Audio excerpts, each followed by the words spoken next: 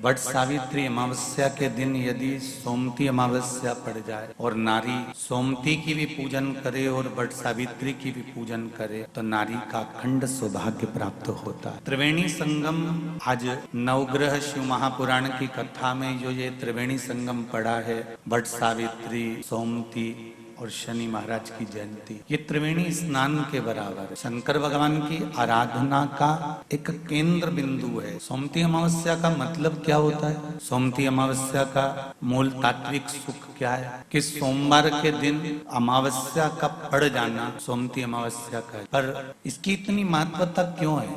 इसकी इतनी महत्वता का कारण क्या है? उसका कारण केवल इतना है, जैसे सोमवार का दिन शंकर भगवान की प्रियता का दिन होता है, स्नेह का दिन। शंकर भगवान की पूजन केवल न मंगलवार को शिव जी की आराधना, न बुधवार को शिव जी की आराधना, न गुरुवार को शिव जी की आराधना।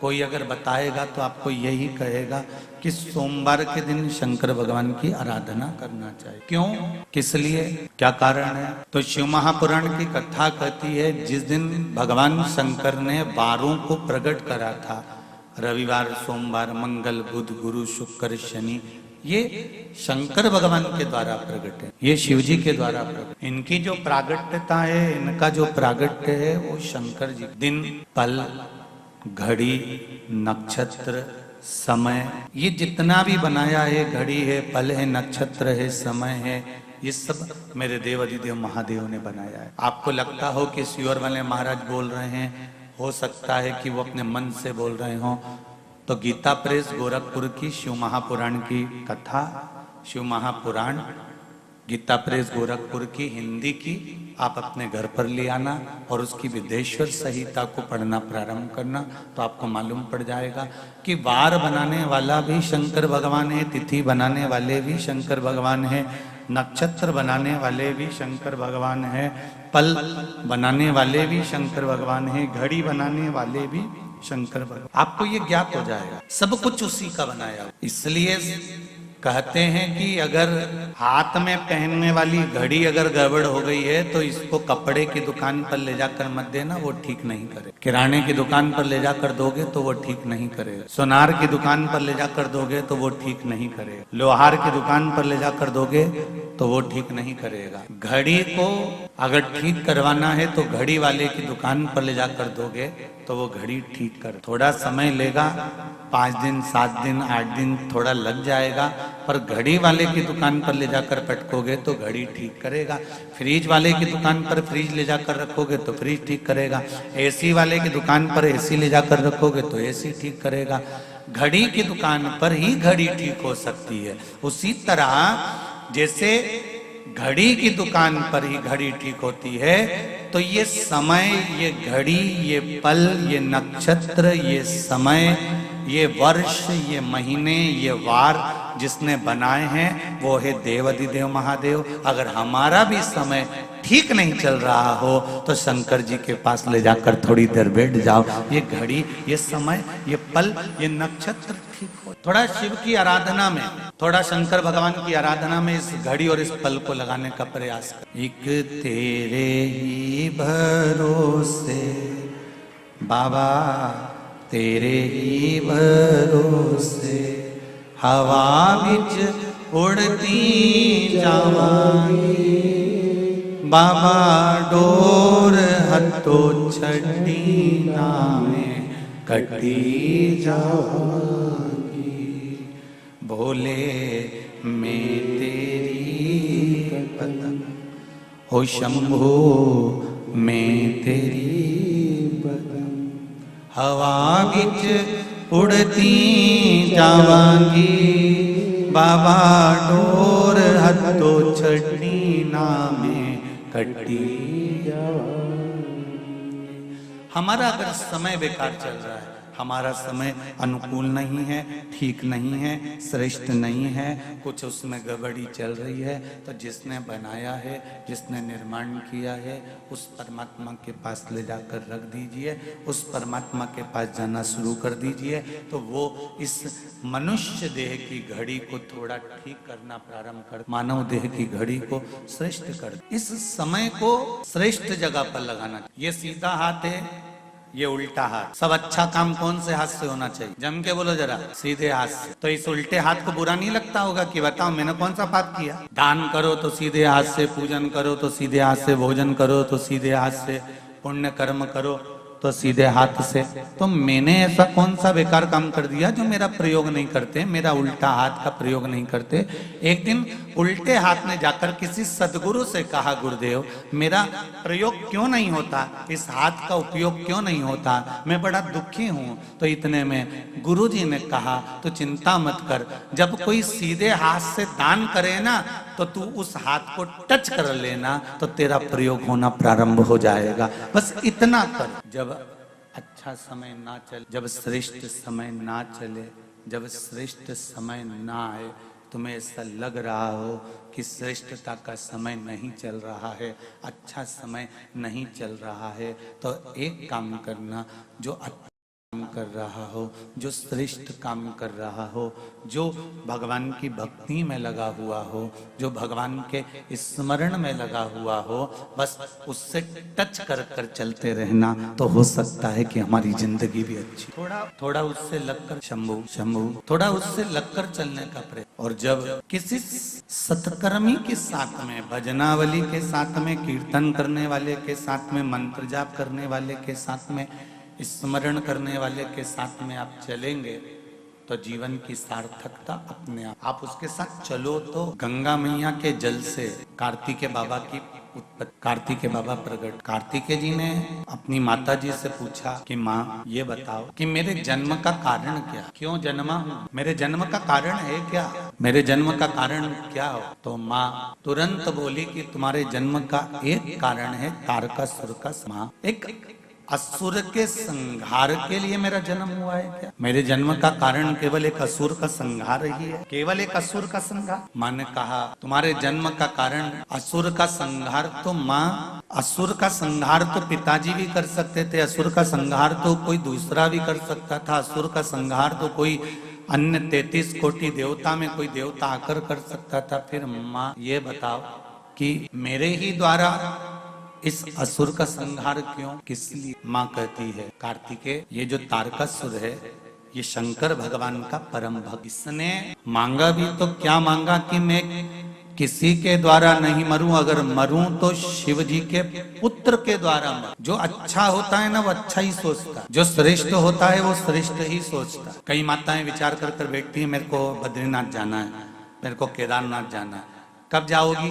बस मेरे पोते की शादी हो जाए और पोता बहू आ जाएगी ना तो मैं उनको लेके जाऊंगी धुकाने के लिए। अब देखिए अच्छा सोचा है ना उसने, अच्छा विचार किया है ना, उसका विचार उसकी सोच अच्छी है इसलिए वो अच्छा सोच। तो तारकासुर ने क्या मांगा कि मरूं तो शंकर भगवान के पुत्र द्वारा मरूं। तो माता पार्वती जी ने कार्तिकेय से कहा कि असुर जरूर है पर शंकर जी का भक्त, शिव का उपासक है, शिव का भक्त है, शंकर की आराधना करता है, शिव की उपासना करता है और इसके मन में शिव जी के प्रति बड़ा भाव है, हृदय में बड़ा आनंद है शंकर जी के प्रति, इसलिए ये मांग रहा है कि भगवान शिव के पुत्र द्वारा मरूं। क्योंकि जो भगवान का भक्त होता है, जो जिससे लगा हुआ होता है, जिसके प्रति जिसका स्नेह होता है, उसको वो कभी दुखी नहीं देख सकता। तारकासुर शंकर भगवान अकेले बैठकर तप साधना कर रहे थे, अकेले बैठकर आराधना कर रहे थे, सती माता जलकर भस्म हो चुकी थी। तो तारकासुर को लगा कि मेरे भोलेनाथ, मेरे शंकर, मेरे त्रिकालदर्शी, मेरे कैलाशी, मेरे अविनाशी, मेरे शिव अकेले हैं और यदि ये अकेले रहेंगे तो मुझे कितना बुरा लगेगा। इनकी भी जोड़ी बन जाए जैसे लक्ष्मी और नारायण की है, ब्रह्मा और ब्रह्माणी की है, इंद्र और इंद्राणी की है, इनकी भी एक जोड़ी, शंभु, इनकी भी एक जोड़ी बन जाए, बस इतना। इसलिए मांगा क्या? मांगा केवल इतना कि शिव जी के पुत्र के द्वारा मेरे प्राण, भगवान शंकर के पुत्र द्वारा मेरे प्राण। पुत्र कब होगा?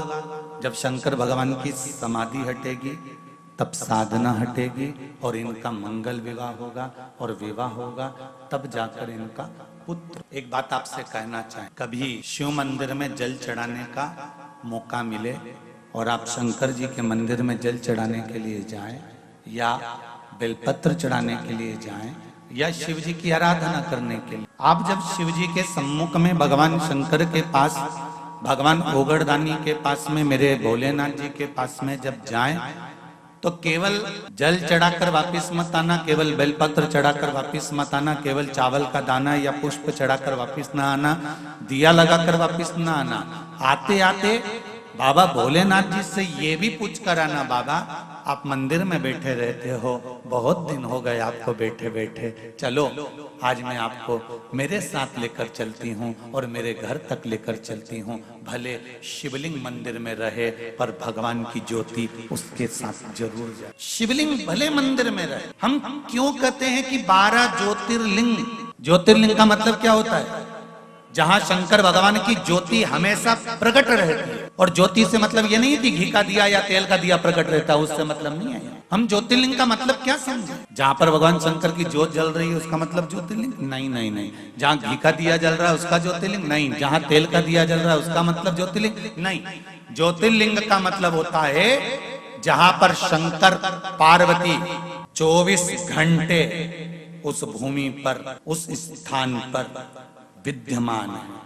इसलिए कैलाश पर माता पार्वती जी ने जब एक प्रश्न किया था तो अमरनाथ की गुफा में शंकर भगवान ने पार्वती को अमर कथा सुनाई थी, और उस अमर कथा में माता पार्वती जी ने एक प्रश्न किया था। उस अमरनाथ की गुफा में माता पार्वती जी ने एक प्रश्न किया था, आप जिस स्थान पर विराजमान होते हो उस स्थान से आप कितनी देर के लिए ओझल होते हो, कितनी देर के लिए जाते? बहुत ध्यान से सुनना रे भाई। आप अगर 2 साल से, 3 साल से, 4 साल से, 5 साल से, 8 साल से अगर शिव महापुराण की कथा सुन रहे हो तो उसमें आज की कथा बड़ी विशेषता में ध्यान रखना। सोमती अमावस्या नवग्रह शिव महापुराण की कथा हैदराबाद बाहेती परिवार द्वारा जो हो रही है उस पर ध्यान दें। और अगर सुनने से वंचित रह जाओ तो बाद में सुन लेना, पर सुनना जरूर कथा। आप कितनी देर, कितनी घड़ी, कितने पल, कितने क्षण, कितने समय, आप किस जगह पर रहते हो, ये पार्वती जी ने अमरनाथ जी की गुफा में माता पार्वती ने शिव जी से प्रश्न किया, जिस समय पर अमर कथा बाबा देवाधिदेव महादेव माता पार्वती को सुना। शिव जी कहते हैं पार्वती, जब सोमवार का दिन होता है, चंद्र का दिन होता है, जिस दिन मैंने चंद्र की काया को ठीक करा, 12 ज्योतिर्लिंग में सबसे पहला ज्योतिर्लिंग, बोलो जम के बोलो जरा, सोमनाथ। पहली गिनती में सोमनाथ जी को क्यों दिया गया? प्रथम गिनती, काशी तो अजर और अमर है ये।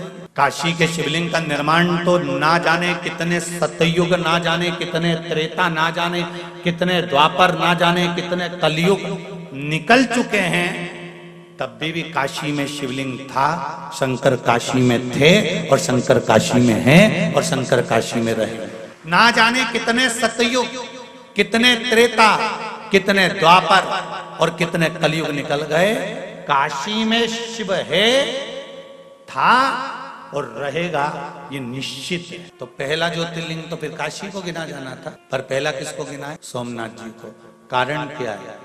भगवान शंकर कहते हैं कि चंद्र से मैंने जब 12 का निर्माण किया, सोमवार, मंगलवार, बुधवार, गुरुवार, शुक्रवार, शनिवार, ये मैंने जो बनाए हैं, इन 12 का मैंने जो निर्माण करा है नवग्रह के हिसाब से, उसमें प्रथम चंद्र को लिया है, चंद्र के बाद में, उसके बाद मैंने सारे ग्रहों को लिया, क्योंकि एक ग्रह को मैं अगर संभाल लेता हूं तो बाकी के ग्रह अपने आप संभल जाए। अगर घर का प्रथम बेटा अच्छा निकल जाए तो बाकी के बेटों को मार्ग वो बड़ा बेटा ही प्रदान कर देता है, बदल नहीं पाता। घर की एक बेटी, घर की अगर बड़ी बेटी अगर मार्ग प्रशस्त कर कर चलती है, सत मार्ग पर चलती है, तो बाकी की बेटियों को भी सत मार्ग मिल जाए। और यदि पहली बेटी ने ही सोच लिया कि मुझे तो उससे विवाह करना है, मुझे तो ऐसा करना है, तो बाकी की जो बेटियां हैं वो भी मार्ग से विभाजित। प्रथम थोड़ा सा बुरा जरूर लगेगा हैदराबाद वालों, पर एक बात कहना चाहूंगा, लोगों के पास में धन बढ़ते जा रहा है और शरीर से कपड़ा कम होते चले जा रहे। थोड़ा बुरा जरूर लगेगा, आप हमको अगली बार बुलाओ ना बुलाओ ये आपकी मर्जी है, पर कहने में पीछे नहीं हटता। जब मध्य प्रदेश नहीं छोड़ता तो तेलंगाना काय को छोड़ूंगा। जब शरीर पर घाव हो जाता है ना, तो डॉक्टर क्या करता है? उस घाव को खुला छोड़ देता है? जम के तो बोलो, नहीं। क्या लपेटता है? पट्टी। पट्टी घाव को ठीक करने का काम करती है क्या? नहीं। पट्टी घाव पर मक्खी ना बैठे, मक्खी ना भिन भिनाए, इसलिए बांधी जाती है। घाव पर पट्टी ना बांधे तो मक्खी भिनकती है, उसी तरह तन पर कपड़ा ना रहे तो ये दूसरी मक्खियां बहुत भिनकती है। फिर प्रशासन को दोष मत देना और पुलिस को दोष मत देना। बचपन से सिखाया जा रहा है, स्कूल में भी फर्स्ट एड बॉक्स रखकर सिखाया जाता है, मेडिकल बॉक्स रखकर सिखाया जाता है, छोटे छोटे बच्चों को सिखाया जाता है कि लग जाए घाव तो पट्टी बांधना, पट्टी से शरीर अच्छा नहीं होगा पर मक्खी भिन भिनाना बंद कर देगी। उसी तरह तन अगर ढककर रखोगे तो ये बाकी की मक्खियां भिन भिनाना बंद कर देगी। ये निश्चित है, इसकी निश्चितता। धन बड़ा है पर तन पे से कुछ घटा भी। कुछ लोग कहते हैं प्रशासन ध्यान नहीं देता, पुलिस ध्यान नहीं देती। गलती किसकी है बोलो तो? ये मक्खियां झूम क्यों रही हैं? घाव खुला है। घाव खुला है इसलिए मक्खियां झूम रही है। एक बात पहले कही आपको ध्यान में हो, शिव महापुराण की कथा सीहोर कुबेरेश्वर धाम से जड़ वृक्ष शिव महापुराण की कथा कही थी। अगर आप लोगों ने सुनी होगी तो स्मरण में होगा। तुलसी का पौधा लाओ और पौधे को ऐसे ही खुला छोड़ दो, उसमें मिट्टी मत डालो, तुलसी का पौधा पनपेगा? जम के तो बोलो। बेलपत्री के पौधे को लाओ, उसकी जड़ पर मिट्टी मत डालो, बेलपत्री का पौधा पनपेगा? बोलते जाओ जरा जल्दी। नहीं। पीपल का पौधा लाओ, उसकी जड़ पर मिट्टी मत डालो, क्या पीपल का पौधा पनपेगा? नहीं। गुलाब के पौधे को भी लाओगे तो उसकी जड़ को मिट्टी से दबाना पड़ेगा, पीपल का पौधा लाओगे तो उसकी जड़ को मिट्टी से दबाना पड़ेगा, बेलपत्री का पौधा लाओगे तो उसकी जड़ को मिट्टी से दबाना पड़ेगा। जब जड़ मिट्टी से ढकी हुई रहती है तो वो वृक्ष पनपता रहता है। उसी तरह मनुष्य की भी जड़ है नाभि, जब तक ये कपड़े से ढकी रहती है तो मनुष्य भी बढ़ता रहता है। पर आजकल फैशन है साहब, कपड़े वैसे होना चाहिए कि जड़ भी दिखना चाहिए, नाभि नजर आना चाहिए। पर सनातन धर्म कहता है, मेरा सनातन धर्म वर्णन करता है कि पौधे की जड़ ढकी होती है तो पौधा तरक्की करता है, और जिस मनुष्य की नारी जड़ ढकी होती है वो नारी भी कुल की मर्यादा को आगे बढ़ा देती है। अब कितना कहें, समझने वाला व्यक्ति उतने में समझ सकता है, इससे ज्यादा क्या कहो। हिंदुस्तान की पहचान किन दो चीजों से करी जाती है? चलो बोलो जल्दी उत्तर दो।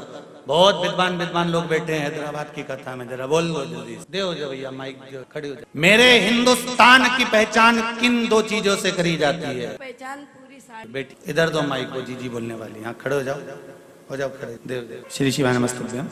श्री शिवाय नमस्तुभ्यम। हिंदुस्तान की पहचान सभ्यता और संस्कृति से है। बहुत बढ़िया, बैठिए।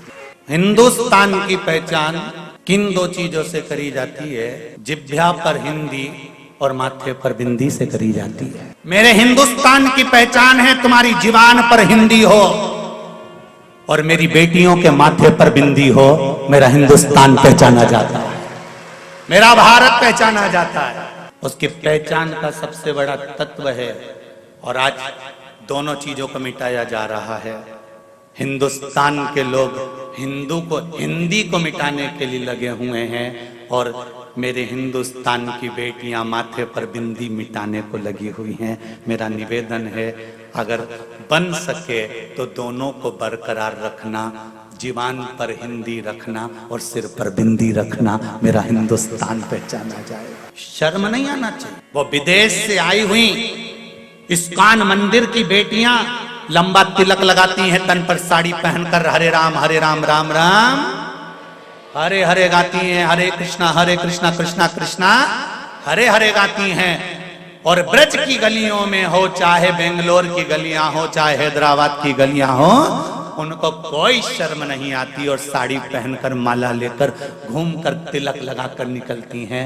और मेरे यहाँ कहा जाता है हिंदुस्तान की पहचान जीवान पर हिंदी हो और माथे पर बिंदी हो। जब मस्तक पर बिंदी आप भी लगाओगे तो मुझे गर्व होगा कि मेरे हिंदुस्तान की यह पहचान है। पर बेटी आप भूल गए, बेटी भूल, धन बढ़े तुम्हारे यहाँ, हम मना नहीं, हम तो इस व्यासपीठ से भगवान से कहना चाहेंगे कि आपको भगवान इतना धन दे, इतना धन दे, इतना धन दे कि तुम दोनों हाथों से, जैसे आज बाहेती परिवार शिव महापुराण की कथा करवा रहा है, बाबा से विनती करें हम तो कि आपको इतना दे कि आने वाले समय में आप भी हैदराबाद में शिव महापुराण की कथा करवा। भगवान इतना दे, पर निवेदन है धन तो बढ़ रहा है पर तन पे से वस्त्र घट रहा है। ऐसा धन फिर किसी काम का नहीं जो तन के वस्त्र को कम कर दे। प्रथम नवग्रह शिव महापुराण की कथा चल रही है, थोड़ा ध्यान लगा कर सुनिए। और अगर आपको जिंदगी में अच्छा लगे तो इस हिंदुस्तान की दो पहचान को अगर अच्छा लगे तो टीवी के माध्यम से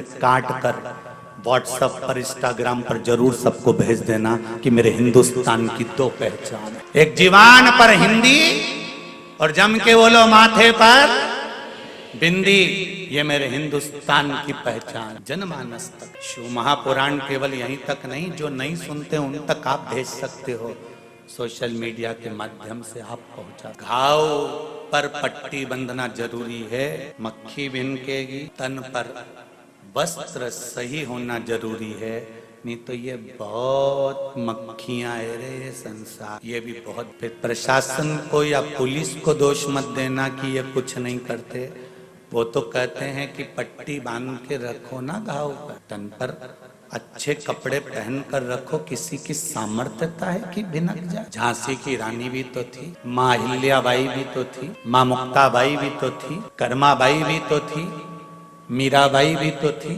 खूब जियो, खूब अलमस्त आनंद में आप, हम ये नहीं कहते कि आप आज के युग में मत जियो, बहुत बहुत जियो आज के युग में, पर अपनी संस्कृति और अपनी सभ्यता से पीछे मत। अपनी सभ्यता और अपनी संस्कृति से हमको पीछे। भगवान से हम तो ये कहो रोज प्रतिदिन, बाबा मेरे देव अधिदेव महादेव विनती करती हूँ आपसे, आज सोमती अमावस्या का दिन है, बाबा बस इतनी विनती करना कि किसी की गरज ना रहे और किसी का करज ना रहे। हाथ जोड़कर भगवान से विनती करना, भोलेनाथ इतनी कृपा करना कि किसी की गरज नहीं रहे, हाथ नहीं जोड़ना पड़े किसी के आगे कि भैया मेरा ये काम कर दो, भैया मेरा ये काम कर दो, भैया मेरा ये काम कर दो, किसी की गरज ना रहे और माथे पर किसी का करज ना रहे। भोलेनाथ जब प्राण त्याग कर जाऊं तब अलमस्त होकर भगवान का भजन करती करती जाऊं, कोई चिंता नहीं, ना गरज, ना तो मैंने उससे कहा कि मेरा ये काम कर दे, ना मुझे किसी की गरज की जरूरत पड़ी, ना मैंने किसी से कहा कि मेरा ये काम करना। कहा तो मेरे भोलेनाथ जी से कहा तो मेरे शंभू से कहा तो मेरे ओघरदानी से कहा तो मेरे शंकर से कहा। गरज और करज मुझे किसी का भी ना रहे, इतनी कृपा करना। ना गरज रहे ना करनी, कितना भी धन जोड़ लो रे बाबा और कितना भी पैसा इकट्ठा कर लो, अंतिम समय में राम नाम सत्य ही चिल्लाएंगे। जो लेकर जाएंगे वो ये नहीं चिल्लाएंगे करोड़पति मरा है तो जम के चिल्ला हाय धन हाय धन हाय धन हाय धन, ऐसे चिल्लाता है कोई? अरे बोलो तो जम के नहीं कोई चिल्लाता हो कि हाय धन हाय धन हाय धन। जो भी चिल्लाता है आखिरी में राम नाम सत्य ही चिल्लाता है, क्योंकि दुनिया को मालूम है अब तो इसका निधन हो गया तो धन किस काम का, अब क्या मतलब का, जब निधन ही हो गया तो धन की मूलता कहाँ रही। इसलिए हाय धन या धन धन धन धन कोई नहीं चिल्लाएगा, यहाँ तो लोग चिल्लाएंगे तो राम नाम सत्य। प्रथम चंद्रदेव को भगवान शंकर ने पार्वती से अमरनाथ जी की गुफा में कहा कि मैंने चंद्र को पहले साधा है, क्योंकि एक ग्रह अगर संभल जाता है तो पूरे 9 ग्रह अपने आप संभल जाते हैं। घर का प्रथम बेटा, घर की प्रथम बेटी अगर संस्कारवान निकल जाती है तो ये निश्चित है कि बाकी के बच्चे भी संस्कारवान निकल जाएंगे। प्रथम को संवार, प्रथम, और वो प्रथम का संवरना बहुत जरूरी है, वो प्रथम का संवार लेना बहुत जरूरी है। हम लोग चिल्लाते हैं हम सुधरेंगे युग सुधरेगा, हम बदलेंगे युग बदलेगा। धर्म की, अरे बोलो तो अधर्म का प्राणियों में विश्व का, गौ माता की जय। ये चिल्लाते चिल्लाते पूरी जिंदगी निकल। हम बदलेंगे युग बदल। हमको देख कर दुनिया जीना चाहती है तो हम क्यों ना बदले। आप किसी को कहें ना कहें कि आप जाओ और एक लोटा पानी चढ़ाओ, आप घर से एक लोटा पानी लेकर निकल कर मंदिर जाना चालू करेंगे, आपको देखकर दुनिया के नहीं, परिवार के नहीं तो मोहल्ले की कई माताएं आपके एक लोटे को देखकर वो भी चालू कर देगी। ये निश्चितता। एक पत्र आया है, देखिए बड़ा सुंदर। मेरा नाम मंगल अनिल कोलेकर है, मैं सोलापुर से आई हूँ। कहीं बैठी हैं, कहीं बैठे हो तो हाथ जरूर, आप ही हैं, दोनों हाथ हिला दीजिए। हर हर महा। गुरुदेव, मैं सीहोर कुबेरेश्वर धाम में आई थी, आज मैं हैदराबाद कथा सुनने आई हूँ। मुझे पहले से पेट में किडनी में स्टोन डॉक्टर ने बोला, जो मैंने बाबा से विनती करी थी कि मेरे अगर भोलेनाथ जी कृपा करें और मैं कुबेरेश्वर धाम से जो रुद्राक्ष लाई हूँ उसका मैं पानी पीऊँ और मेरी जो किडनी के पास में स्टोन है, पत्थरी है, वो गल जाए, निकल जाए तो मैं पशुपति व्रत करूं। ये मैं कुबेरेश्वर धाम में बोल कर आई थी और बाबा ने ऐसी कृपा करी। गुरुदेव, डॉक्टर ने कहा था पत्थरी बड़ी है, स्टोन बड़ा है और किडनी के पास में है तो नुकसानदायक है, पर वो रुद्राक्ष का जल मैंने पीना चालू करा और बाबा की कृपा से मैंने कहा था कि मैं पशुपति व्रत जब भी करूंगी जब मेरा ये स्टोन निकल जाएगा, और मेरे यूरिन के माध्यम से वो स्टोन निकल गया और जांच कराया तो उसमें अब स्टोन नहीं है और मैंने पशुपति व्रत प्रारंभ किया है। ये शिव कृपा है। बैठो बहन, हर हर महा। शिव कृपा इसको कर। आपका विश्वास, आपका भरोसा, आपकी दृढ़ता, आप स्वयं शिव का भजन करो ना। आप करोगे, दूसरा स्वयं करेगा। एक पत्र और है, देख। मेरा नाम रत्ना सिंह है, मैं धूलपेट निवासी हैदराबाद से हूँ। कहीं बैठी हैं? रत्ना सिंह, धूलपेट निवासी। मुझे 2 बेटे हैं और मुझे हमेशा से एक बेटी की इच्छा थी। मैंने आपकी कथा में आंकड़े की जड़ का उपाय सुना था। मेरी मासी को कोई संतान नहीं थी तो मैंने उन्हें भी ले जाकर यह उपाय किया और मैंने अपने लिए भी पुत्री के लिए, लड़की के लिए मनोकामना की। उपाय के 2 महीने बाद ही मेरी मासी गर्भवती हो गई और मुझे भी 7 साल बाद बहुत ही प्यारी बेटी हुई है जिसका नाम मैंने शिवान्या रखा है। उसका फोटो भी मैं लगाकर भेज रही हूँ, फोटो भी लगाकर भेज रही हूँ। गुरुदेव, मेरी प्रेगनेंसी में बहुत ही प्रॉब्लम थी, शायद मैं और मेरी बेटी नहीं बचते, लेकिन भोलेनाथ की कृपा से हम पर बनी रही और आज मैं और मेरी बेटी दोनों ही सही सलामत। मैंने अपनी प्रेगनेंसी में भगवान शंकर की आराधना करी, इसलिए मेरी बेटी के जंघा पर नंदी का एक लांछन बना हुआ आया है जो मेरी बेटी की जंघा पर बना है, फोटो में दिया है, आप देख सकते। ये नीचे वाला जो फोटो है इसमें जंघा पर जो नंदी का लांछन बना हुआ। शिव आराधना का फल किसको? ये शिव है। एक पत्र और आया है जिसमें फोटो लगाया गया है। मैं रत्नमाला नरहरी कोटलवारी है, कोटलवार नांदेड़ महाराष्ट्र से, तहसील लोहा। गुरुजी को कोटि कोटि प्रणाम। फरवरी में सीहोर आई थी, तब मेरी बहू प्रेग्नेंट थी। मुझे पहली 2 नातिन, 2 बेटियां थी, पोती थी।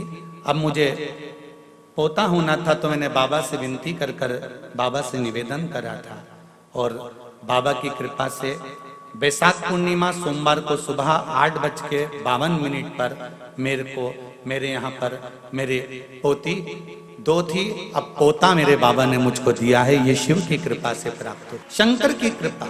एक पत्र और बड़ा सुंदर है। रजनीकांत भट्ट, बिटिया छवि वेदिका भट्ट, मंदसौर मध्य प्रदेश से आई हैं। आप हैं? श्री शिवाय नमस्तुभ्यम। मेरी बिटिया 5 वर्ष की हो गई थी, लेकिन बचपन से उसे पेट में दर्द और सिर का दर्द था। बहुत से डॉक्टरों को दिखाया परंतु उसको बीमारी की समझ नहीं आई। हम दोनों और परेशान रहने लगे। जहां भी जाना होता बहुत ही दवाइयां साथ में लेकर जाने लगे, फिर भी कोई स्थायी हल नहीं हो पाया। लेकिन जब से कथा में सुना कि बाबा को चढ़ी बेलपत्र और जल पीने से सभी बीमारियां कट रही हैं, तो हमने भी नियम बना लिया कि 1 बेलपत्री और जल हर दिन सेवन करेंगे। दुख धीरे धीरे कटने लगे और 2 माह पहले सियोर धाम से जो रुद्राक्ष प्राप्त किया उसके जल को सिर्फ 2 दिन बाबा पर चढ़ाकर पिलाया, जो चमत्कार हुआ उस दिन से आज तक बिटिया ने कभी ना तो पेट दर्द हुआ और ना कभी सिर दर्द हुआ। मेरी बेटी को मैं यहाँ हैदराबाद में मंदसौर से केवल धोख लगाने के लिए आया हूँ। शिव महापुराण की कथा में हर हर महादेव। बेटी है महाराज जी, श्री शिवाय नमस्तुभ्यम। बेटी मैं केवल मंदसौर मध्य प्रदेश से हैदराबाद में केवल धोख लगाने आया हूँ। बाबा देवाधिदेव शिव भक्ति, शंकर की उदारता, शंकर की करुणा, ये कोई साधारण नहीं। तेरी कृपा बिना न हिले एक भी अणु, लेते हैं श्वास तेरी कृपा से तनु तनु। हे गंगाधार मुक्ति द्वार ओमकार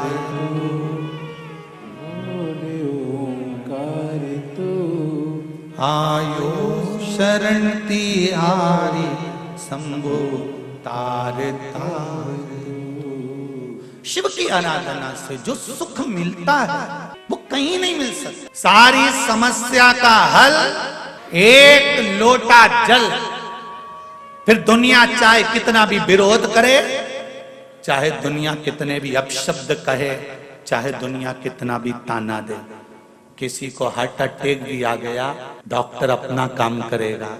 तुम एक बार लोटा लेकर पानी लेकर शिव के मंदिर तो जाओ। जिसकी हालत वेंटिलेटर पर पड़ा हुआ है उसका नाम और गोत्र बोलकर बाबा से दिल से कहकर, बाबा उसके छोटे बच्चे हैं, बचा लो ना उसको।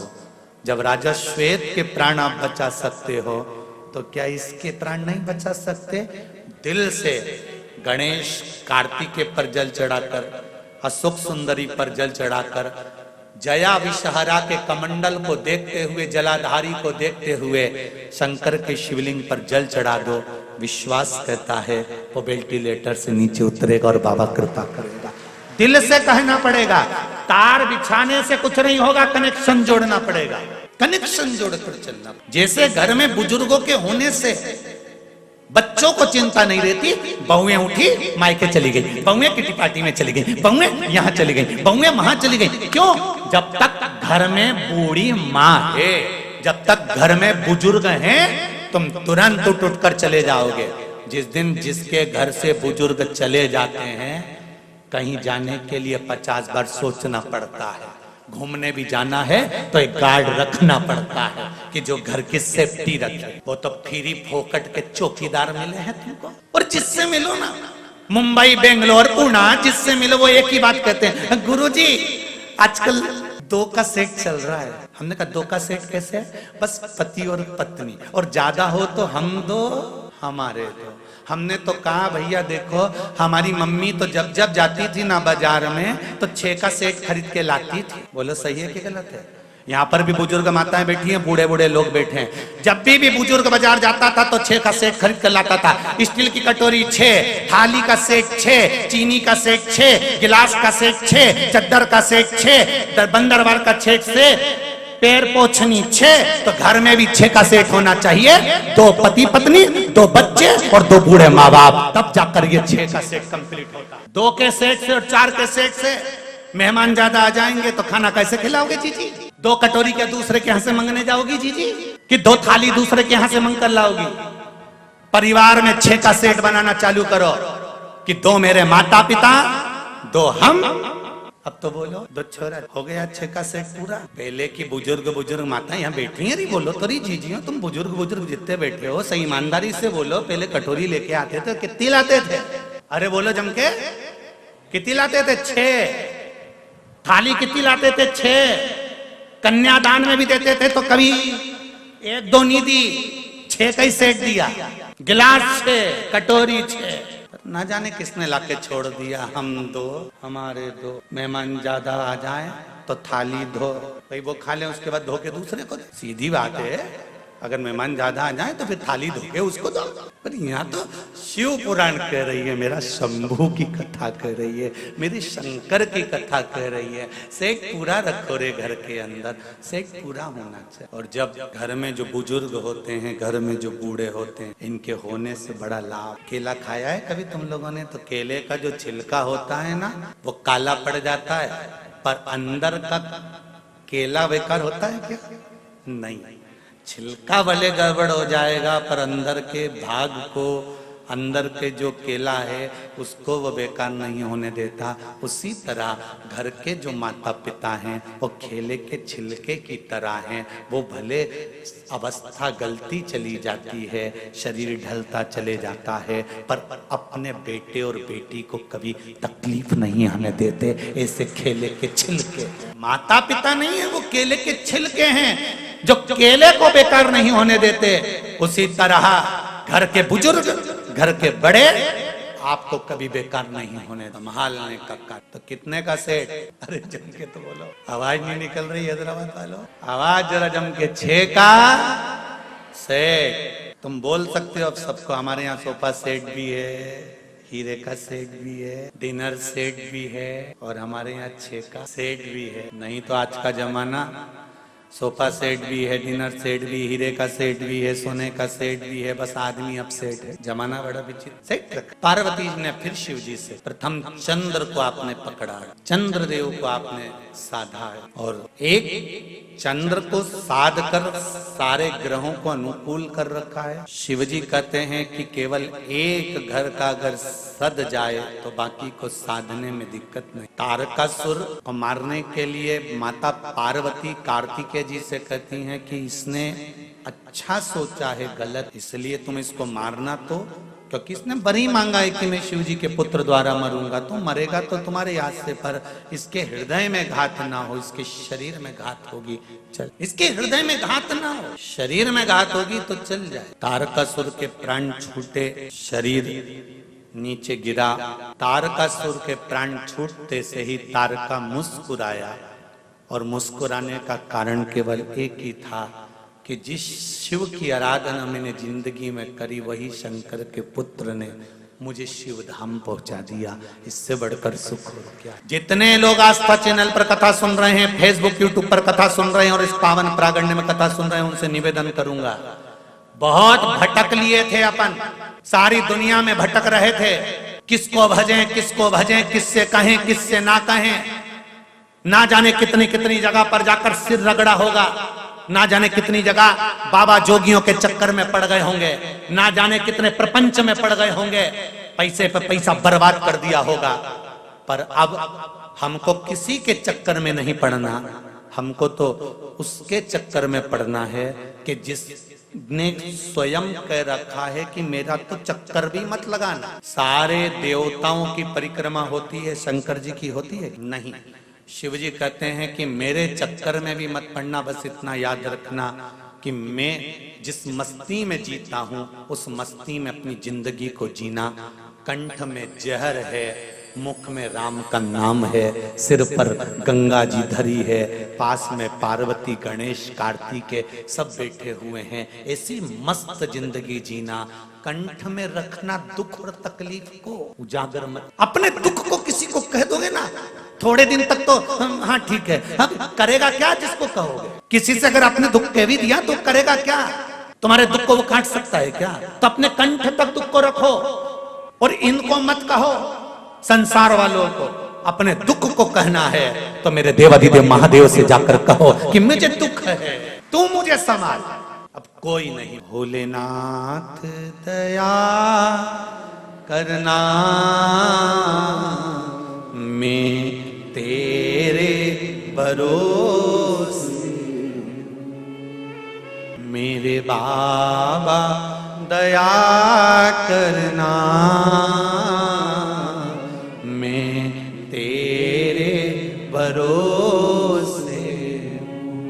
उससे कहो, परिवार वालों से कहोगे अपना दुख, थोड़े दिन सुनेंगे, इस कान से सुना इस कान से निकाल देंगे, कर तो रहे हैं, टेबलेट दे तो रहे हैं, डॉक्टर को दिखा तो रहे हैं, सारी तो जांच करवा ली, अब हम क्या करें, क्या हम मर जाएं? परिवार वालों से कहोगे तो एक ही बात कहेंगे, हमने सब तो कर रहे, आगे बढ़कर तुम्हारी बहू सेवा कर रही है, आगे बढ़कर तुम्हारे लिए रोज डॉक्टर आ रहा है, इंजेक्शन लगा कर जा रहा है, ये कर रहे हैं, जांचें करा रहे हैं, ये कर रहे हैं, वो कर रहे हैं। घर के लोग तो तुमसे इतना ही कहेंगे कि हम सब कुछ कर रहे हैं। तो अब घर के लोगों से कहकर देख लिया ना तुमने अपना दुख, अपनी तकलीफ, अपना कष्ट।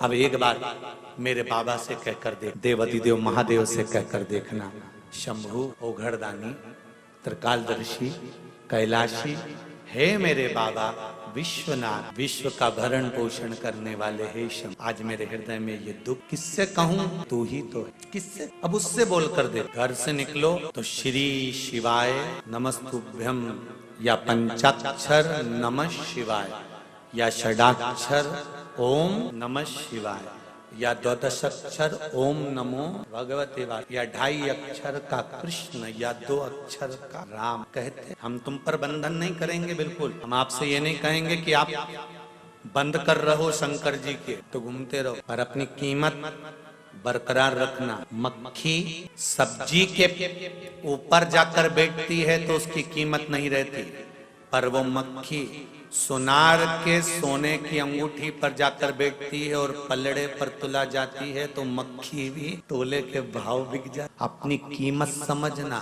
हर कहीं मत बैठ जाना, जाकर बैठना तो देवाधिदेव महादेव के पास जाकर बैठना, कीमतवान बन जाओ। तुम्हारी कीमत तुम्हें बनाना है, तुम्हारी कीमत तुम्हें बरकरार रखना है।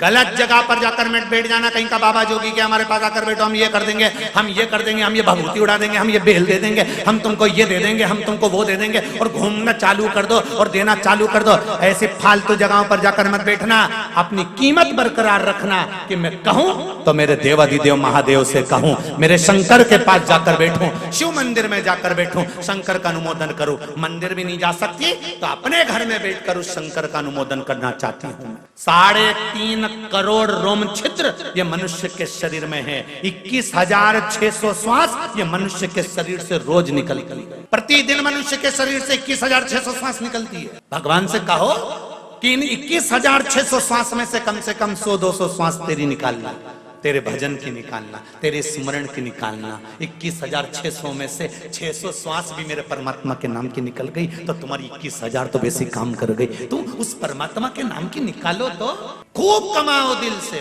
अपार धन हो तुम्हारे पास में, जितनी तुम्हारी कैपेसिटी है उससे ज्यादा कमाओ। हम तो कहेंगे भगवान तुमको खूब 24 घंटा काम में व्यस्त रखे और तुम्हें मस्त, तुम्हारा दिमाग ये फालतू जगह जाए नहीं, पर उसके साथ एक काम भी करते, थोड़ा थोड़ा थोड़ा थोड़ा प्रभु का नाम भी भस्त। क्यों? कर्म का भोग मनुष्य को भोगना पड़ता है। दुकान पर पत्नी नहीं बैठती, पति को बैठना पड़ता है। नौकरी पति को करना पड़ती है, सर्विस पति को करना पड़ती है, परिवार को पति को चलाना पड़ता है। इसलिए पति को नौकरी में भी झूठ बोलना पड़ता है तो व्यापार में भी झूठ बोल। बेईमानी पति को नौकरी में भी करना पड़ती है तो व्यापार में भी करना पड़ता। पति को परिवार चलाने के लिए कपट व्यापार में भी करना पड़ता है तो नौकरी में भी करना पड़ता है। परिवार चलाने के लिए पति को छल नौकरी में भी करना पड़ता है तो व्यापार में भी करना पड़ता है। एक बात याद रखना, दुकान पर या नौकरी में छल तुमने करा, कपट तुमने करा, बेईमानी तुमने करी, प्रपंच तुमने करा, सब गलत काम तुमने करा, कमा कर लाकर पत्नी को दिया, बच्चों के लिए और पत्नी के लिए इकट्ठा किया, पर अंतिम समय में जब प्राण छूटेंगे, ऊपर जाओगे, तब वो पूछेगा क्या करना है, तो कहेगा मैंने जितना कमाया था अपनी पत्नी और बच्चों के लिए कमाया था, तो मुझे नरक मत पटको, साथ में मेरी पत्नी और बच्चों को भी तो नरक पटको। तो यमराज भी कहेगा झूठ तूने बोला है, कपट तूने करा है, बेईमानी तूने करी है, छल तूने करा है, प्रपंच तूने करा है, इसलिए भोगेगा भी तू ही। इसलिए एक लाइन याद रखना, तेरा क्या होगा रे कालिया, भोगेगा भी तू। ना पत्नी भोगेगी ना बच्चे भोगेंगे, भोगना तुझे पड़ेगा। इसलिए मेरा निवेदन है, पत्नी और धर्म पत्नी में जमीन और आसमान का अंतर होता है। पत्नी पति को पतन के रास्ते पर ले जाती है, सिनेमा घर ले जाती है, पार्टियों में ले जाती है और मायके ले जाती है। धर्म पत्नी पति को शिव महापुराण तक और धर्म के पथ तक लेकर जाती है। पत्नी और धर्म पत्नी में जमीन और आसमान का अंतर होता है। पत्नी पतन के रास्ते पर ले जाती है और धर्म पत्नी धर्म के रास्ते पर ले जाती है। धर्म पत्नी का एक फर्ज है अपने पति से रोज कहे तुम्हारी कमाई में से अठन्नी निकालना, कहीं शंकर में, कहीं कुमारी कन्या में, कहीं विद्या में, कहीं तुमसे बन जाए किसी की औषधि में, किसी के लिए गरीब के लिए, साधारण के लिए, दूसरे के लिए नहीं कर सको तो अपने परिवार में अगर कोई दुखी है तो उसके लिए अपने हाथों से करते चलो, क्योंकि जवाब ना पत्नी देगी ना बच्चे देंगे, देना तुझको पड़ेगा। मत बुरे कर्म कर वरना पछताएगा, भगवान की आंखों से तू बच नहीं पाएगा, तू बच नहीं पाएगा। तेरे कर्म का फल भी तू ही पाएगा, तेरे कर्म का फल भी तू ही पाएगा। जैसा किया तूने तेरे आगे आएगा, जैसा किया तूने तेरे आगे आएगा। मत बुरे कर्म कर बंदे, मत बुरे कर्म कर बंदे, वरना पछताएगा, भगवान की आंखों से तू बच नहीं पाएगा, तू बच नहीं पाएगा। अरे ओ अज्ञानी मत करना, अरे ओ अज्ञानी मत करना। कहाँ आता है, कैसे में ये एकादशी क्यों आती है, प्रदोष क्यों आती है, हर महीने शिवरात्रि क्यों आती है, हर महीने अमावस्या और पूर्णिमा क्यों आती है, तीज और त्योहार क्यों आते हैं, किस लिए आते हैं, क्यों बनाए गए? ये इसीलिए बनाए गए अगर पूरे महीने आप दान नहीं कर सकते, पुण्य नहीं कर सकते, सत्कर्म नहीं कर सकते, तो ये तिथियां बना दी, एकादशी, प्रदोष, शिवरात्रि, सोमती, अमावस्या, पूर्णिमा की बन सके तो अपनी कमाई का कुछ अंश निकाल कर सत्कर्म में दान करना, पुण्य करना, कुछ अच्छा करना, भजन करना, कीर्तन करना, मंत्र जाप करना, नाम जाप करना बन सके तो इस दिन तो भगवान का भजन कर लेना। ये कोई जरूरी नहीं है कि तुम 24 घंटा भगवान का भजन करो, कोई जरूरी नहीं है कि 21,600 श्वास तुम भगवान के नाम की जपते ही रहो। हम तो आपसे ये भी नहीं कहते कि तुम 24 घंटा भगवान का भजन करने बैठो, हमने कभी नहीं किया आपसे कि 24 घंटा भजन करो। हम तो इतना बोलते हैं आदि में पुनि, आज पहले के संबंध और आज के संबंध को याद रखना। पहले के समय पर लड़का लड़की को केवल लड़की चाय की ट्रे लेकर आती थी, नीचे रखती थी, निगाह उठाकर देखती थी, लड़के ने लड़की को देख लिया, लड़की ने लड़के को देख लिया, संबंध पक्का हो गया। वो विवाह आज तक टिक रहा है, आज तक। ये जितने डोकरा डोकरी बैठे हैं इनको देख लो, ये विवाह आज तक टिक रहा है। ना इन्होंने शादी के पहले ना लड़के को देखा था ना लड़के ने लड़की को देखा था। ये जितने बैठे ना 80, 70, 60, 65, 70 वाले, इनसे पूछो इनने देखा था क्या? नहीं, इनके माँ बाप पक्का करिया है। इन्होंने कहा लड़का लड़की को देखना है तो ये चाय की ट्रे लेके आई, नीचे रखी, लड़के ने लड़की को देखा, लड़के ने लड़के को देख लिया। कोई बात नहीं, कोई स्माइल नहीं, कोई निगाह उठाकर बात नहीं, और लड़की चाय रखी चली गई। लड़के ने देख लिया लड़की को, लड़की ने लड़के को देख लिया और विवाह पक्का हो गया। 7 जन्म तक निभने वाला वो संबंध पक्का हो गया, आज तक निभ रहा है। और एक आज के समय का विवाह, लड़का लड़की को दिखाओ, लड़की लड़के को दिखाओ, दोनों में बात पक्की हो जाए तो होटल लेके जाओ, होटल में इनको 1 घंटा पहले बिठाओ, ये इनके समझेगी, ये इनके समझेगा, समझने के बाद ब्याह पक्का हो जाए। 6 महीने तक तो मोबाइल पे बात चलती रहे, रात को 2-2, 3-3 बजे तक सोए नहीं। बेटे की माँ खुश, मारा छोरा, इधर बेटी की माँ खुश, मारी छोरी, ब्याह पक्का हो गया।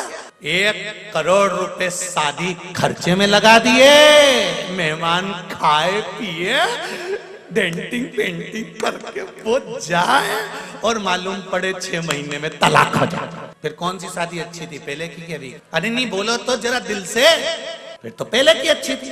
तो वही तो शिव महापुराण की कथा कर रही है।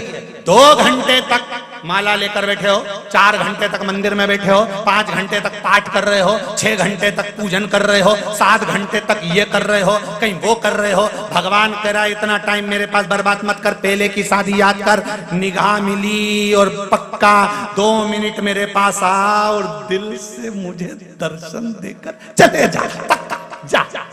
1 लोटा पानी सारी समस्या का हल। 1 लोटा चढ़ाया, ना जी भर के देखा, ना कोई बात की, बड़ी आरज़ू थी मुलाकात की, बस जल लिया, चढ़ाया।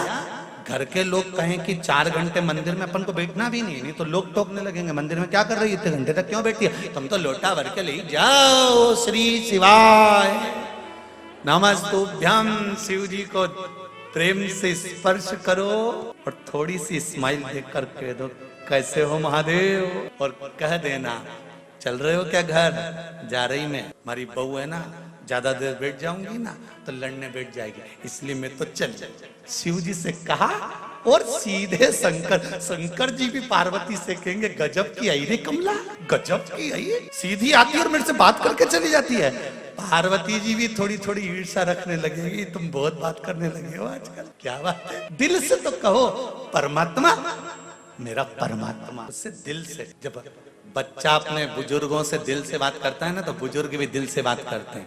एक पोते ने दादी से कहा, दादी ओ दादी, दादी बोली क्या है, वो पड़ोस में पप्पू रहता है ना, हाँ उसके यहाँ पर आज नुक्ती का रायता बना है, बूंदी बनी है, सेव बना है, चने की सब्जी बनी है, पूड़ी बनी है, पापड़ बना है। दादी बोली बेटा उसके यहाँ बनेगा क्योंकि उसकी दादी मर गई तो उसके यहाँ 12वां है। तो इतने में छोटे से पोते ने दादी का गाल पकड़ के कहा, दादी अपने घर कब बनेगा। दादी ने एक धर के दिया, दादी एक भी धर के, पता ये तो मुझे मारने का प्लान बना रहा। हृदय से कहो, जब पोता दादी से दिल से बात करता है तो दादी खुश हो जाती है, दादा से दिल से बात करता है तो दादा खुश हो जाता है। मेरा महादेव से दिल से बात करोगे तो मेरा महादेव खुश हो जाएगा।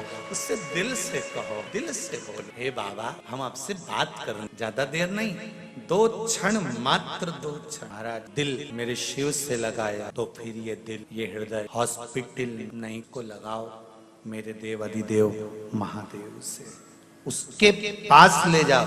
बाबा का मंत्र जाप, बाबा से विनय करते हुए कि बाबा मेरे कार्य सफल कर। शिव महापुराण की कथा आस्था चैनल के माध्यम से सुन रही हूँ, फेसबुक यूट्यूब के माध्यम से सुन रही हूँ, पंडाल में बैठकर सुन रही हूँ, मेरी कामना पूर्ण करना। श्री शिवाय नमस्तु, श्री शिवाय नमस्तु, श्री शिवाय नमस्तु, श्री शिवाय नमस्तु, श्री शिवाय नमस्तु। बाबा हृदय से कहा गया सुनते, तारकासुर के प्राण छूट गए। तारकासुर के 3 पुत्र हैं, तारकाक्ष, विदुन्माली और कमला, और ये तीनों पुत्र बड़े विचित्र हैं। इन्होंने भगवान से वर मांगा ब्रह्मा जी से कि हमारे प्राण न छूटे। ब्रह्मा जी बोले ऐसा हो नहीं सकता, मरना तो निश्चित है, मृत्यु निश्चित है, मरोगे, कुल निश्चितता है कि प्राण जाएंगे जरूर, प्राण जाएंगे जरूर। महाराज अगर प्राण जाएंगे ही, सबको मालूम है कि एक ना एक दिन जाना है, और कौन कितने दिन याद करता है किस, तेरा दिन याद करें क्यों रे मन सुमिरन क्यों नहीं करे। कितने दिन याद करेंगे, मात्र।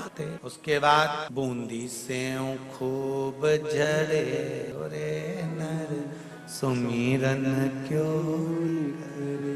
बाद में तो केवल मनुष्य खाएगा और कभी आपका गुण स्मरण नहीं। केवल दिल से अगर याद किया है, दिल से उसका स्मरण किया है तो वो दिल से सुन। एक पत्र है देखिए, श्री श्याम सुंदर जी तिवारी, धर्म पत्नी पद्मा तिवारी, कोतापेट आर के पुरम। कहीं बैठे हैं, बैठे हो तो हाथ हिलाइए। आप ही हैं, हाथ हिलाओ जरा, हर हर महादेव। गुरुदेव, कल हमने कथा सुनी, आपने कहा था कि ये बेलपत्री जो है वो औषधि का कार्य करती है, शिव महापुराण पर चढ़। हम बाबा से कहकर गए कि हमारे पति को पथरी है और बहुत बड़ा स्टोन है, तकलीफ रहती है। डॉक्टर किडनी के पास में उस पथरी को बता रहे हैं। 30 से 35 साल हो गए थे इस पथरी को, फिर भी यहाँ से एक बेलपत्री ले गए। एक वही बेलपत्री हमने अपने श्रीमान को खिलाई। इस बेलपत्री को खिलाते ही 30 से 35 साल पुरानी किडनी में हुई पथरी एक ही रात में यूरिन के रास्ते से निकलकर बाहर हो गई। 15 दिन से बहुत तकलीफ में थे, बस एक ही बेलपत्र ने सारी 35 साल की तकलीफ खत्म कर दी।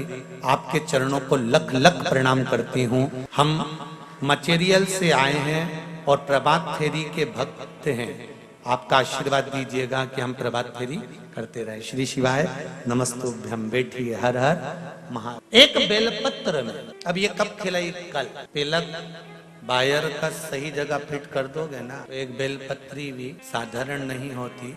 मेरे शिव का अमृत है, औषधि है, ये सहज नहीं है। औषधि यहाँ हमारे पास में ना तो कोई बेल है, ना कोई भभूति है, ना हम लोग कुछ जानते हैं। हम तो केवल शिव महापुराण की कथा और इसका गुणगान जानते हैं, इससे ज्यादा। एक पत्र और है, वो भी सुन। भगवान का दिया हुआ सब कुछ था, संतान योग नहीं था। 2 साल से बहुत परेशान थे। कुछ डॉक्टरों ने IVF का बोल दिया था, हमने भी IVF का सोच लिया था, लेकिन मेरी मम्मी आपकी कथा 2 साल से सुन रही। वो मेरे को पहले भी बोले थे आपके उपायों के बारे में, लेकिन मैंने सुना नहीं था। मैं हमेशा बोलती थी कि मेरी मेडिकल कंडीशन खराब है और मुझे डॉक्टरों के इलाज की जरूरत है, पंडित जी के उपाय की नहीं। फिर मेरी मम्मी ने बोला कि 3 महीने कर ले उपाय, भगवान का संतान सुख देगा, विश्वास रख। मैंने आपके द्वारा बताए गए आंकड़े की जड़ का उपाय किया और दूसरे महीने में प्रेग्नेंट हो गई और शिवजी की कृपा से आज 5वां महीना चल रहा है। आपकी बात सही साबित हो गई गुरुजी। सब डॉक्टर हाथ खड़े कर दिए थे, तब बाबा महादेव कृपा करते हैं। मैं आज आपकी कथा में बाबा को धन्यवाद देने के लिए आई हूँ, बैठी हूँ। और गुरुजी, मेरा एक प्रश्न है, आपने जो आंकड़े की जड़ का उपाय बताया था, अब वो धागा कमर में छोटा पड़ने लगा है, तो उसका क्या करना चाहिए? उस धागे को बड़ा कर लीजिए और उसको बांध लीजिए। अगर बैठे हो तो आपको बहुत बहुत साधुवाद। बाबा देव अधिदेव महादेव आपकी झोली खुशियों से भरे। हर हर। बहुत प्रश्न है, बहुत आनंद है, और आपके भीतर भी बहुत सारे प्रश्न उपस्थित हैं। बहुत ऐसे लोग आए हैं जिनकी मन की बात शिवजी ने स्वीकार करी है और आप बताना चाहते हो, पर समय की अवस्था। एक बाबूजी कुछ कहना चाहते हैं, जरा माइक भेजो जरा जल्दी। ज्यादा लोगों का हम लोग नहीं सुन पाएंगे क्योंकि कथा पर चलना है। पहुंचाओ जरा बाबूजी के पास सफेद वस्त्र पर। शंभो शरणे, जल्दी भेजिए। मांगू घड़ी रे दुख काटो, दया करी। श्री शिवाय नमस्तुभ्यम। बाबा जी कहाँ से आए आप? जी बोलिए बाबा जी। मेरा शुगर भी थी जी, और हार्ट के भी 2 बार ऑपरेशन हो चुके थे। शुगर का और हार्ट का? जी हाँ, और गोलियां चल रही थी 2 साल से जी। तो आपकी कथा देपालपुर वाली मैंने सुनी जी। आपने उपाय बताया, उसका उपयोग मैंने किया जी। तो आपकी कथा हरिद्वार चल रही थी, जब तक मेरे को 40% फर्क पड़ा था जी। तो मैं मोटरसाइकिल से 1020 किलोमीटर चलकर हरिद्वार आया था। जय हो जय हो जय हो। और अब तक रतलाम में कथा चली थी, जब से गोलियां मैंने बंद कर दी है जी। रतलाम की कथा से अब गोली बंद है आपकी? रतलाम की कथा से गोलियां बंद है जी। और अब भी मेरे को 85 से 90% फर्क है। जय हो जय हो जय हो। और ये अब 1070 किलोमीटर चल के आया हूँ। तो अभी भी मोटरसाइकिल से आए हो? अभी भी मोटरसाइकिल से आया हूँ। आओ जरा इधर आओ, आओ जरा इधर आओ, इधर आओ जरा भैया, इनको जरा लेके आइए। शिव के भक्त हैं, सारे गण यही नजर आएंगे। हर हर। आओ जरा बायती जी, जरा ऊपर आओ। एक जनी आओ, एक जनी आओ, एक माला लाओ जरा भाई जी, हाँ जल्दी लाओ। इस अवस्था में आप यहाँ तक मोटरसाइकिल से पहुंचे हो और 85% आपको हार्ट में और शुगर में आराम है। बाबा देव अधिदेव महादेव पर बहुत कृपा करे, बहुत बहुत साधुवाद। जय हो जय हो जय हो जय। आइए, मैंने तेरे ही भरोसे, जय हो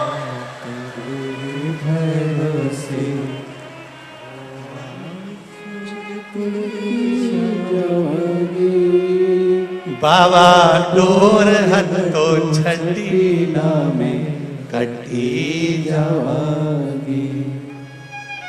आई आई आओ जरा इधर, जोरदार ताली बजाए।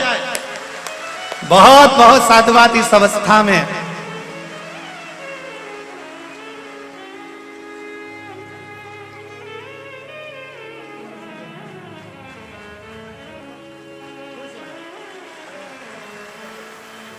पाँव में भी तकलीफ है, आप देखेंगे पाँव में भी तकलीफ है।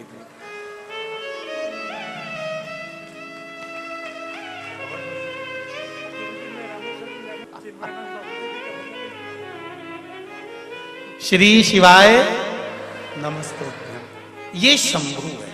आप दिल से उससे कहो, वो दिल से सुने। आप उसको कहोगे, वो स्वीकार करे। एक तेरे ही भरोसे बाबा, तेरे ही भरोसे हवा बिच उड़ती जावांगी।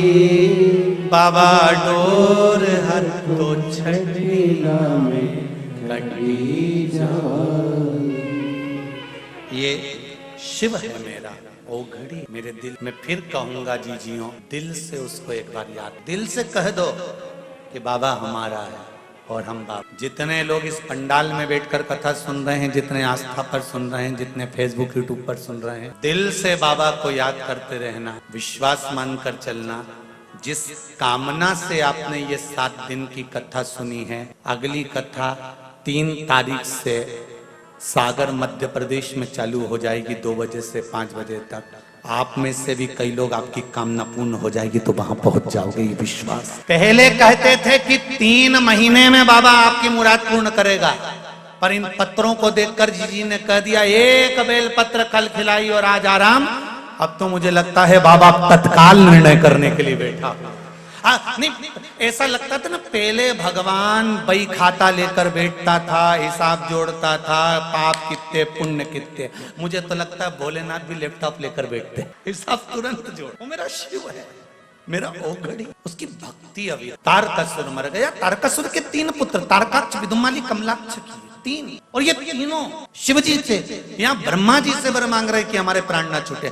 सबको मालूम है कि मृत्यु निश्चित है, मरना है, प्राण जाएंगे, ये सिद्ध है, निश्चित है। फिर भी मानव तो मानव है, मनुष्य का शरीर तो मनुष्य का है, पर इस मानव के शरीर द्वारा भजन का जो फल है, फल के आगे कोई फल। एक बच्चों की शादी कर कर देख लेना और एक बार शिव महापुराण की कथा करवा कर देख लेना, सुख शिव महापुराण की कथा से ही प्राप्त। थोड़ी व्यवस्थाएं जरूर करना पड़ती है, पर तो धन्यवाद है आप लोगों को जो आप लोग सब व्यवस्थाएं कर ले। ये शिव की कृपा, की कृपा बिना नहीं होता कुछ। अगर आज बाहेती परिवार कथा करवा रहा है तो कहीं भोलेनाथ जी ने इस पूरे परिवार पर अपना आशीर्वाद दिया होगा, तब जाकर ये कथा करवा रहा है। और आप सुन रहे हो, ये शिव कृपा से, शिव कृपा, उसकी कृपा बिना नहीं हो सकती, उसकी करुणा बिना नहीं हो सकती। महाराज ब्रह्मा जी ने कहा मृत्यु निश्चित है और प्राण तो छूटेंगे, मरना तो पड़ेगा, ये निश्चितता है, तो वर दीजिए 3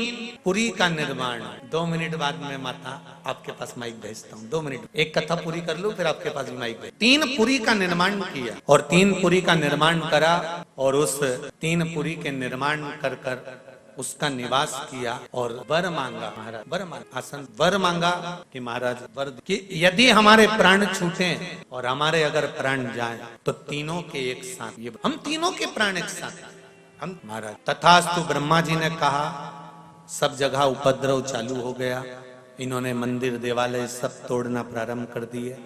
शिव जी के पास खबर गई कि ये तीनों उपद्रव कर रहे हैं। शंकर भगवान ने कहा इनको मारने के लिए सारे 33 कोटि देवी देवताओं को पशु बनना पड़ेगा और मैं तुम्हारा पति बनूंगा, तब मैं तुमको दौड़ाऊंगा। आप इन तीनों की पुरी में प्रवेश करना, तारकाक्ष, विदुम्माली और कमलाक्ष को एकत्रित करना और इकट्ठा करोगे, मैं इनके प्राण हर लूंगा। शंकर भगवान ने देवताओं को पशु बनाकर, शिव जी उसके पति बनकर, भगवान शंकर पशुपति नाथ बनकर इनका संहार करने के लिए चले। संहार किया। शंकर भगवान पशुपति नाथ कहलाए महाराज। ये तारकाक्ष, ये विदुम्माली, ये कमलाक्ष की तीनों समा। पशुपति नाथ का व्रत जो माताएं करती हैं या जो पुरुष करते हैं, जो बालक बालिकाएं कर रहे हैं, शिव जी से वर प्राप्त करने के लिए ये व्रत कोई साधारण नहीं। 5 सोमवार का ये व्रत है। पूजा की थाली पूरी तैयार कर कर उसमें अभिषेक का सामान रखकर सुबह के समय जाकर भगवान शंकर के मंदिर में पूजन अभिषेक करना, वापिस थाली को लेकर आना, रख देना। उसी थाली को वापिस लेकर जाना है। शाम के समय पर प्रसाद लेकर जाना है, कुछ मीठे का, 6 दिए लेकर जाना है, दीप घी के। मंदिर में पहुंचकर वही थाली धोना नहीं है, उसी थाली में रखी हुई सामग्री से पूजन कर प्रसाद के 3 हिस्से कर देना है। 5 दीप मंदिर में शिव जी के सामने लगा देना है। 1 दिया वापिस लेकर आना है, उसको वहां पर प्रज्वलित नहीं करना, जलाना। प्रसाद के 3 हिस्से सामने रखकर 2 हिस्से मंदिर में छोड़कर 1 हिस्सा थाली में रखकर बाबा देवाधिदेव महादेव से प्रार्थना कर कर कि हे बाबा, आज से हमारा पशुपति व्रत प्रारंभ हुआ है। इस कामना से मैंने ये व्रत, आप इसे स्वीकार करना। बाबा से विनय कर कर थाली लेकर वापिस आना। प्रसाद का 1 हिस्सा, 1 दीप वापिस लेकर आकर घर के दरवाजे के बाहर राइट हैंड में सीधे हाथ पर जो दिया लेकर आए उसको रखकर प्रज्वलित करना और प्रसाद का जो 1 हिस्सा लेकर आए हो उसको लेकर घर के अंदर प्रवेश करना। भोजन करने से पहले प्रसाद का जो हिस्सा लेकर आए हो उसको खाना, उसके बाद में फिर भोजन ग्रहण कर। जो प्रसाद लेकर आए हो उसमें से किसी को हिस्सा नहीं देना है, जिसका व्रत है उसी को पाना। ये पशुपति व्रत है। इस व्रत के बीच में अगर कोई तिथि का व्रत, कोई आप चतुर्थी करते हो या छठ करते हो या तीज करते हो या सोमती अमावस्या पड़ गई, सोमती का व्रत करते हो, तो इस व्रत को उस दिन मत करना। फिर जो व्रत तुम करते हो, एकादशी का करते हो या प्रदोष का करते हो या सोमती का करते हो, तो उस व्रत को करो। ये व्रत अगले सोमवार कर ले। रजस्वला धर्म बीच में आ जाए तो व्रत करना, पूजन मत करना, परंतु वो इसमें गिनती में नहीं आए। जिस व्रत में आप मंदिर में जाकर पूजन करोगे वो व्रत पूर्ण होगा। 5वां व्रत रहे, उस 5वें व्रत में जाकर पूजन करो। शाम के समय 1 श्रीफल 11 रुपए, बेलपत्री 108 या चावल का दाना 108 या मूंग का दाना 108 या पुष्प की पंखड़ी 108, जो भी 108 वस्तु आप भगवान शंकर को समर्पित कर सकते हो। पूजन करने के बाद श्रीफल और 11 रुपए रखकर 108 सामग्री शिव जी को समर्पित करो। पूजन करके वापस दिया और प्रसाद लेकर आओ। 5वां दिए पूरा व्रत पूर्ण हो जाए। 5वां बाबा से विनय कर कराना, आज मेरा 5वां व्रत पूर्ण हुआ है, स्वीकार करना बाबा, और मेरा पशुपति व्रत सफल कर कर मेरी कामना पूर्ण करना। घर पर आना, दिया लगाना, घर में बैठकर प्रसाद पाना, भोजन करना।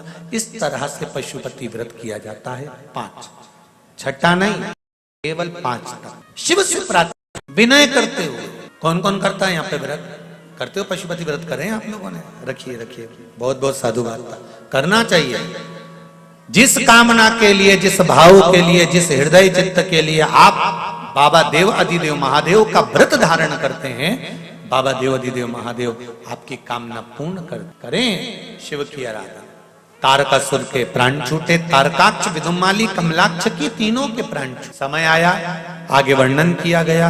भगवान देवाधिदेव महादेव आनंद के साथ विराजमान थे। शंकर भगवान के नेत्र श्रु से अंधकासुर की उत्पत्ति हुई, उसके प्राणों को हरा। विदल और उत्पल ये 2 असुर हुए, जिन्होंने पार्वती जी को देखकर तुरंत आक्रमण करना चाहा और माता पार्वती को ले जाना चाहा। सुंदर की वाली जरा ध्यान दीजिएगा, सुंदरता हो मनुष्य की, फिर वही वाली बात आ गई, जरा ध्यान दीजिएगा। सुंदरता होगी तो लुच्चों की नजर तुम पर जरूर होगी। धन होगा तुम्हारे पास में तो चोर की नजर जरूर होगी। और अगर दिल में हृदय में भगवान की भक्ति होगी तो मेरे भोलेनाथ की नजर जरूर, ये निश्चित है।